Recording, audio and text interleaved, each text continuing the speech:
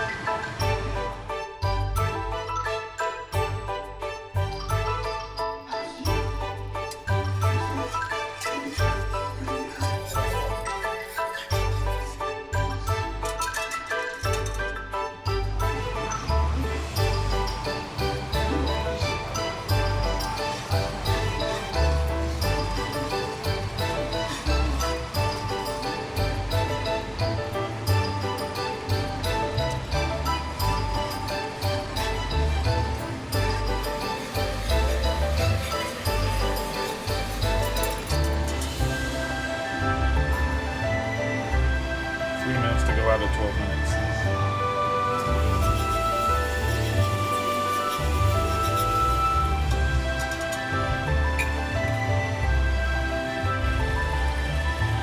Subscribe now.